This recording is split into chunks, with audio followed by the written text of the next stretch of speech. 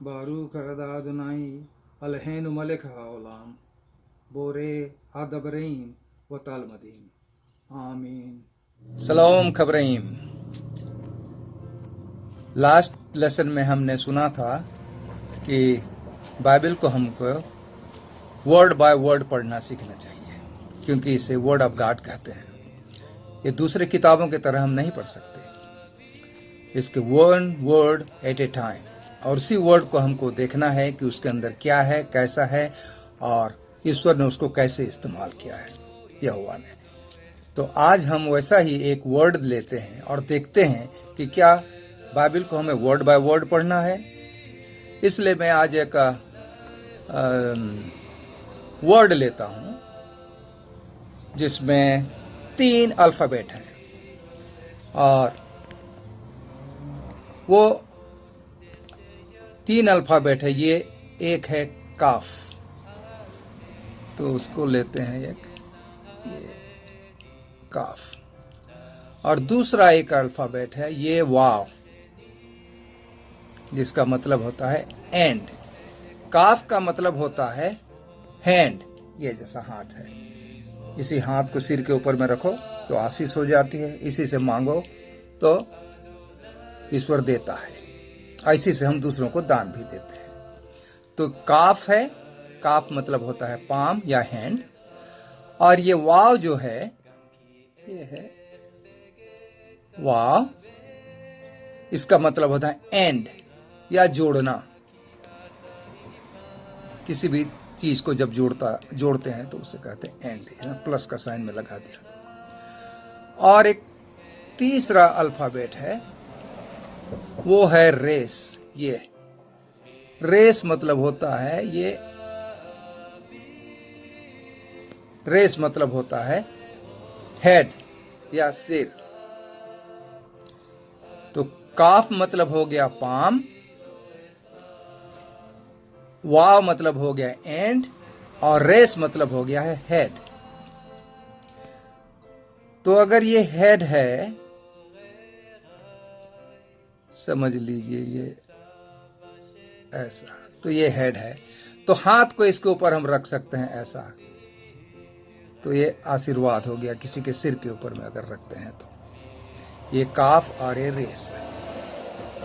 और ये वाव जो है, ये कील का काम करता है, जोड़ने का काम करता है। ये एंड होता है, जब किसी दो चीजों को जोड़ते हैं या तीसरा चीज जुड़ता है तब एंड आता है। और इसको कहते हैं कोर। कोर मतलब होता है भट्ठा। भट्ठा, भट्ठा जो होता है वो जलाने के काम होता है। फर्नेस, इंग्लिश में उसको फर्नेस कहते हैं। तो कोर का मतलब होता है भट्ठा। और एक ही शब्द से हम, जैसा बाइबल कहता है इस वर्ड ऑफ गॉड, तो एक ही वर्ड से हम देखते हैं कि क्या हमको क्या क्या इस चीज से मिल सकता है। ये कुफ जो है वो हाथ हो गया, और रेस जो है वो हेड हो गया। तो इस भट्ठा के विषय में कई जगह में यहोवा ने बाइबल में इस्तेमाल किया है। मैं तुम्हें सोने की तरह आग के भट्ठे में परखूंगा कहा है। और एक जगह में आपको एक किस्सा याद होगा, दानियल 3 का चैप्टर जो है, उसमें सद्रक मेशक अबेदनगो को जब वो लोग मूर्ति के सामने नहीं झुके तो उनको आग के भट्ठे में डाल दिया गया। तो अगर हम उस भट्ठे को याद करते हैं तो दानियल चैप्टर 3, उस चीज में, उस चैप्टर में जो पूरा स्टोरी है उसको अगर हम देखते हैं तो क्या होता है कि राजा नबूकदनेस्सर ने एक मूर्ति बनाई और सबों को हुक्म दिया कि उसका दंडवत करें। सद्रक मेशक अबेदनगो ने उसे दंडवत करने से मना कर दिया। तब वो 3:15 में लिखा है, तब उसने, राजा ने कहा कि नरसिंगा, बांसुड़ी, बीड़ा और सितार और सहनाई के बाजों का जब शब्द सुनो, तब उसी पल तुम गिर कर मेरी मूर्ति को दंडवत करो, और अगर नहीं करोगे तो तुम नहीं बचोगे, और तुमको मैं आग के धधकते भट्टे में डाल दूंगा। तो सद्रक मेशक अबेदनगो ने उनको कहा कि हमारा यहोवा का हाथ जिसकी हम उपासना करते हैं वो हमारे सिर के ऊपर है। देख रहे हैं आप, को में जो काफ है उस यहोवा का हाथ है और ये हमारे सिर के ऊपर है, और वो तुम्हारे धरते भट्टे से भी हमें बचाएगा और तुम्हारे हाथों से भी बचाएगा, ऐसा उन्होंने कहा। तब राजा बहुत गुस्सा हो गया और कहा कि इसको 7 गुना और भट्टे को धतकाओ और उसमें इनको डाल दो। तो लोगों ने उन्हें पकड़ा और वैसी कपड़े सहित बांध करके भट्टे में फेंक दिया। जो फेंकने वाले थे वो उसके आंच से जल के मर गए, लेकिन इनको कुछ नहीं हुआ। ये जब भट्टे के अंदर गए तो इनके जो बांधे हुए थे वो बंधन खुल गया और वो वहां आग के भट्टे में आराम से चल रहे हैं। तब हम देखते हैं, अगर आप पढ़ेंगे ये डैनियल चैप्टर 3 को, तो उसके आखिरी 25th वर्ष में लिखा है, फिर नबूकदनेस्सर ने कहा कि क्या हमने 3 लोगों को भट्टे में नहीं डाला था? अब हम एक चौथा आदमी उनके साथ घूमते हुए देख रहे हैं और वे आग के बीच में टहल रहे हैं, और वो चौथा आदमी का स्वरूप ईश्वर के पुत्र के समान है। उस समय तो यीशु मसीह पैदा भी नहीं हुआ था और नबूकदनेस्सर को एक चौथा आदमी दिखाई दिया जो कहता है कि वो ईश्वर के पुत्र के समान दिख रहा है। वाह! तो 3 आदमियों को डाले थे क्योंकि उनका कहना था कि हमारा यहोवा का हाथ हमारे सिर के ऊपर है। कूफ और रेस। अब ये तीसरा अल्फाबेट है वाव। वाव का मतलब है जोड़ना। अब नबूकदनेस्सर को दिखाई दे रहा है एक चौथा आदमी। तो इन 3 के साथ में 3 जो सदरक, मेशक और अबेदनगो थे, उनके साथ एक चौथा आदमी जुड़ गया और वो है वाव। ये जोड़ने का काम जो है वाव। और अब उनको भट्टे में 4 आदमी दिखाई दे रहे हैं। तब नबूकदनेस्सर कहता है कि भाई इनको बाहर निकालो। हे परम प्रधान, अबेदनगो चिल्ला कर कहा, उसके द्वार के पास जाकर उसने चिल्ला, हे परम प्रधान परमेश्वर के दासों, निकल कर यहां आओ। यह सुनकर सदरक, मेशक, अबेदनगो आग के बीच से बाहर निकल आए। तब सब हाकिम, गवर्नर, राजा, मंत्री सब इकट्ठे हुए थे। पुरुषों को देखा तब उनके देह में आग का कुछ प्रभाव नहीं पाया। उनके सिर का एक बाल भी न झुलसा था। उनके मोजे बिगड़े हुए नहीं थे, न उनके कपड़े जले थे और न उनमें कुछ जलन की गंध तक आई।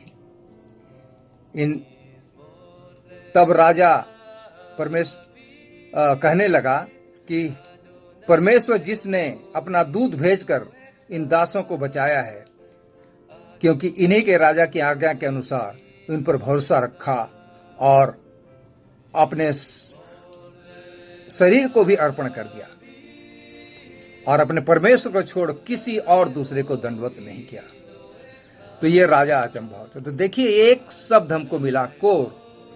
इनको विश्वास था सदरक, मेशक, अबेदनगो को कि हमारा परमेश्वर का हाथ हमारे सिर के ऊपर है। कोफ और रेस। और जब वो भट्टे में डाल दिए गए तो वो परमेश्वर जिस पर भरोसा था वो उनके साथ जुड़ गया। जो ये जुड़ने का काम है, जो वाव है, उनके साथ जुड़ गया। और वो 3 आदमी नहीं, फिर वो 4 आदमी आग के भट्टे में टहलने लगे। तो ये जब हम वर्ड बाय वर्ड किसी चीज को पढ़ते हैं तो यहां एक ही शब्द कोर है। कोर मतलब भट्टा होता है, फर्नेस।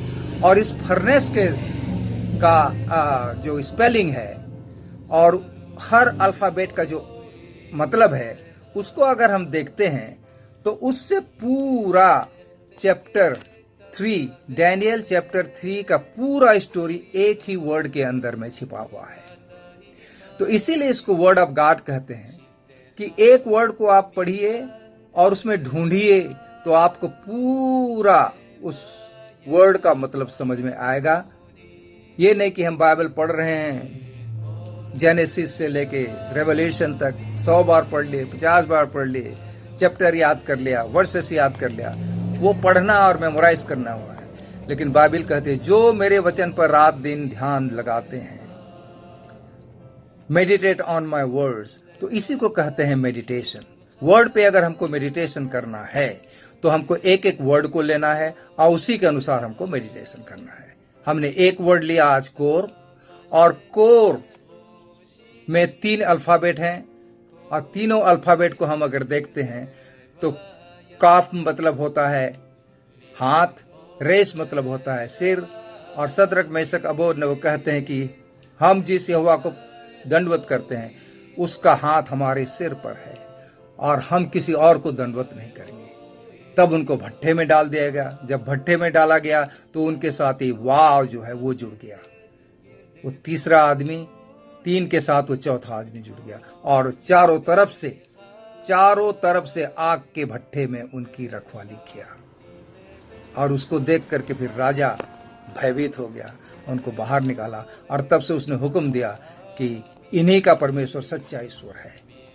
इसलिए सदरक मेशक अबेदनगो के जो ईश्वर है उसकी उपासना की जाए। और पूरे देश में ऑर्डर हो गया कि this is the real truth God, और इसी यहोवा का उपासना हम सबों को करना है। तो आपने देख लिया कि वर्ड बाय वर्ड हम जब पढ़ते हैं तो एक वर्ड से पूरा चैप्टर की स्टोरी हमको पता चल जाती है, और ये आज हमको पता चला।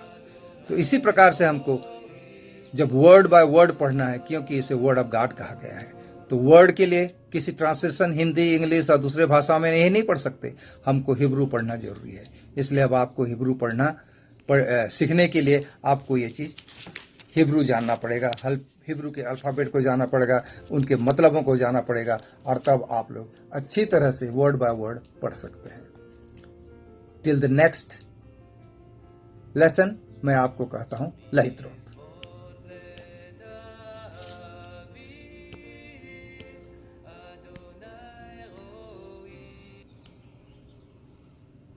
अदुनाई वैस्मरेखा यार अदुनाई फनावलेखा वेही खनिगा ईसा अदुनाई फनावलेखा इसी मलेखा शालोम शालोम शालोम।